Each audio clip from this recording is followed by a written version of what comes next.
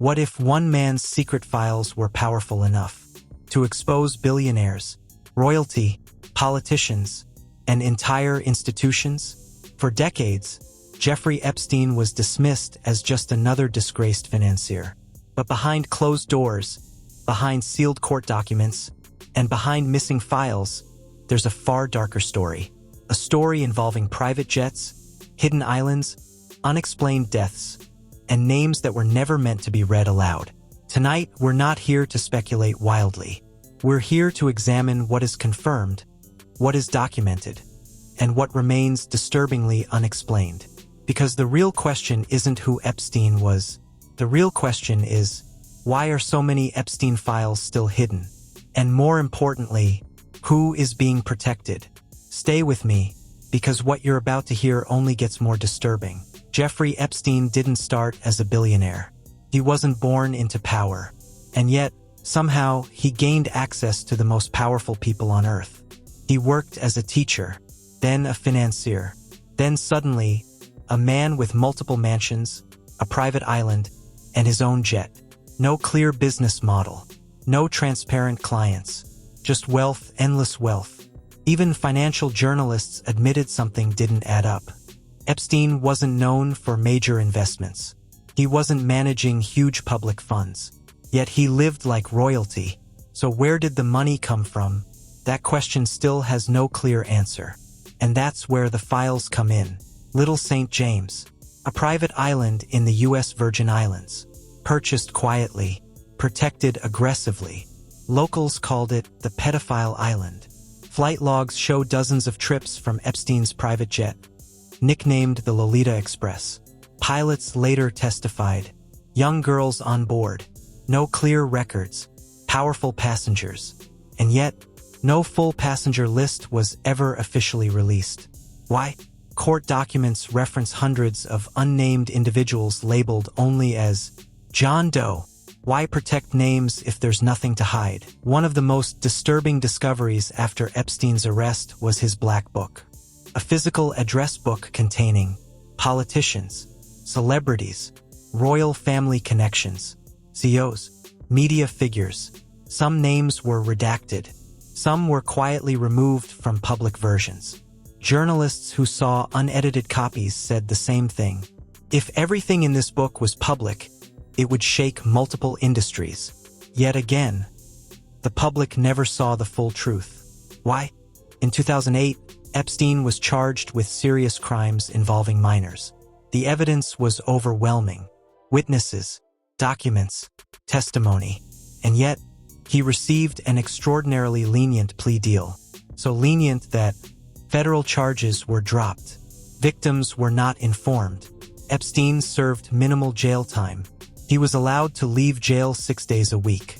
Legal experts later called it one of the most disturbing plea deals in U.S. history. Who approved it? And why? The prosecutor who signed off on it later went on to hold one of the highest legal offices in the country. Coincidence? Or protection?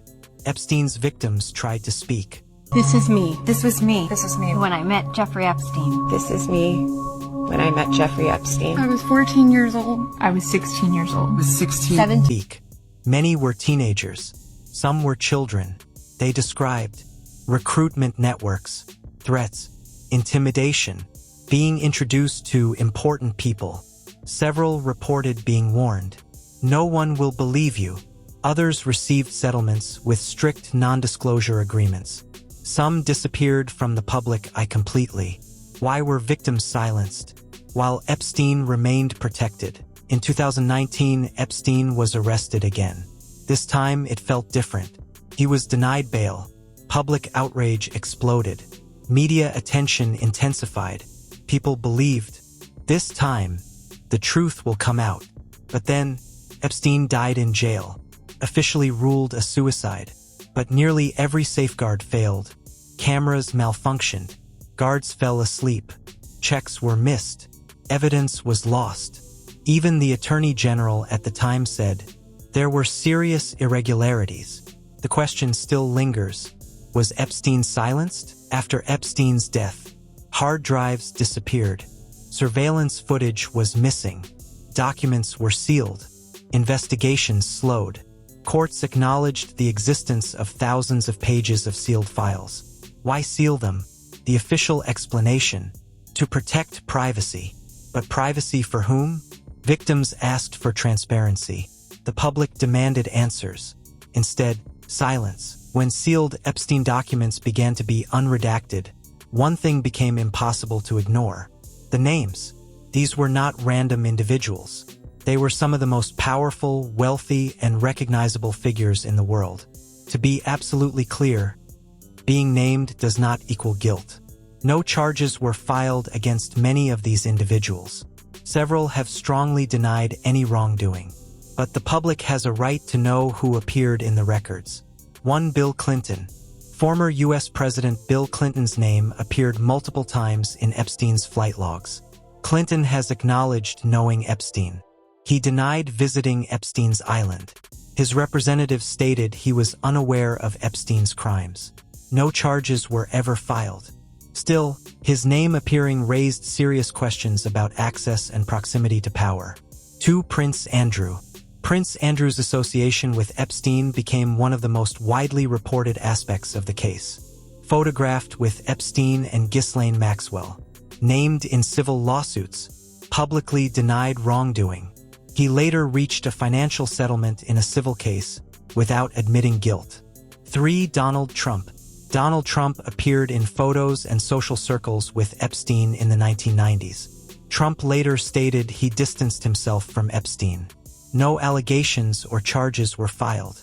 Trump publicly criticized Epstein after his arrest. His name appears largely in social context, not legal accusations. For Bill Gates. Microsoft founder Bill Gates admitted to meeting Epstein multiple times. Gates said those meetings were a mistake. No criminal allegations were made. His spokesperson confirmed no involvement in Epstein's crimes. Still, the relationship raised eyebrows given Epstein's reputation. 5. Alan Dershowitz. High-profile attorney Alan Dershowitz was named in lawsuits. He strongly denied all allegations. Successfully defended himself in court. Accusers later withdrew claims. This remains one of the most legally disputed aspects of the Epstein files. 6. Naomi Campbell. Supermodel Naomi Campbell was photographed with Epstein. She acknowledged knowing him socially, denied any awareness of criminal behavior, never accused of wrongdoing. Her name appears in association records, not criminal filings. 7. Kevin Spacey. Kevin Spacey was mentioned in testimonies related to Epstein's circle.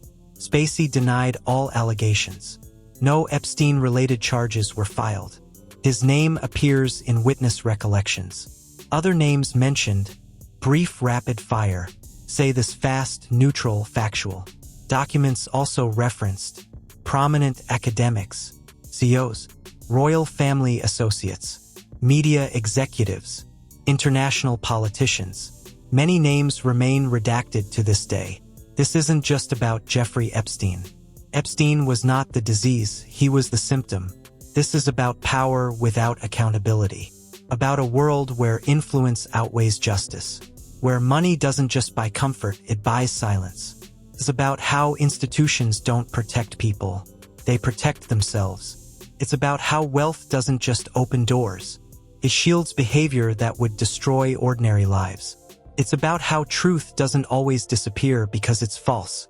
Sometimes it's buried because it's too dangerous to surface. Ask yourself this: if Epstein truly operated alone, why were files sealed for decades? If no powerful names were involved, why were court documents redacted line by line? If no reputations were at risk, why did survivors face intimidation, delays, and silence? While Epstein lived freely for years, secrecy doesn't exist without fear. Redactions don't exist without consequences. And silence is never accidental. So the question isn't what was hidden. The question is who was being protected. The most disturbing part of the Epstein case isn't what we already know. It's not the headlines. It's not the court filings. It's not even the crimes that were finally acknowledged. The most disturbing part is what we don't know. The names that were never spoken out loud. The names that were whispered, then erased. the documents that exist but remain sealed, the testimony that was given but never fully heard, the witnesses who stepped forward, only to be delayed, dismissed, or quietly sidelined, the investigations that began with urgency, and then, without explanation, slowed down, lost momentum, and eventually stopped. And maybe that was never an accident. Maybe we were never meant to know everything, because history shows us a pattern, one that doesn't change with time, only with faces. It repeats itself, again, and again, and again. When ordinary people are exposed, the system moves fast, charges are filed, names are published, judgment is swift and unforgiving. But when powerful people are exposed, the system behaves very differently. It hesitates, it delays, it asks for patience, complicates what was once clear, it reframes the narrative, it shifts the focus. Suddenly it's about procedures, about technicalities, about jurisdiction and timing, and slowly, almost invisibly, it goes quiet. Justice, we're told, takes time, but silence moves fast, silence spreads, silence settles, silence becomes normal. The Epstein case is not closed, because the truth is complete. It's closed because the system decided. It had gone far enough to satisfy headlines, far enough to calm public outrage, far enough to protect what mattered most, to those in power. And that's what makes the Epstein files so unsettling. Not the pages we've seen, but the ones we haven't. Not the answers we were given, but the questions that were never allowed. They are not just documents. They are evidence of restraint, of control, of silence. And that makes the Epstein files. And here is the part that makes this story impossible to dismiss as just one man's crimes. Because systems don't panic over isolated offenders. They don't scramble to seal documents. They don't fight transparency for decades, unless there is something larger at stake. What followed Epstein's arrest wasn't the behavior of institutions seeking truth. It was the behavior of institutions seeking containment. Records were delayed. Hearings were postponed. Key materials were split across jurisdictions, courts, and agencies. Responsibility became fragmented, so no single authority could be held accountable. Every step forward was matched with 2 steps sideways, and the public was told to be patient. But patience became a tool. Time became a shield, because as years pass, memories fade. Witnesses age. Evidence degrades. Public attention moves on. And eventually, outrage loses its urgency. This isn't conspiracy. It's strategy. We've seen it before. In financial collapses, in intelligence failures, in wars justified by silence. When exposure threatens stability, institutions prioritize survival, not justice. The Epstein case sits at the intersection of wealth, influence, and global power. That alone guarantees resistance. Because if the full truth were released, not selectively, not redacted, not filtered, it wouldn't just implicate individuals. It would expose how access works, how protection is granted, how accountability is negotiated behind closed doors. And once that curtain is pulled back, can't be closed again. That's why transparency becomes dangerous. Not to the public, but to the architecture of power itself. So the story narrows, the scope shrinks, the narrative becomes manageable. One man, one downfall, one conclusion. But real history is never that simple. The real danger of the Epstein files is not what they reveal about crime. It's what they reveal about permission. Who is allowed to act without consequence? Who is insulated from scrutiny? Who benefits from delay? And who decides when the truth has gone far enough? Because when a system proves it can absorb a scandal this large, without full disclosure, it sends a message, not just about Epstein, but about power. And that message is chilling. If you believe the full truth deserves daylight, leave a comment. Even one word matters. Even a single voice adds weight. If you want deeper investigations into hidden power, Hollywood secrets, elite protection networks, and the stories that quietly disappear. Subscribe, because the stories they don't want told are rarely false. They're not suppressed because they lack evidence. They're suppressed because they're dangerous. And those are the stories that matter most.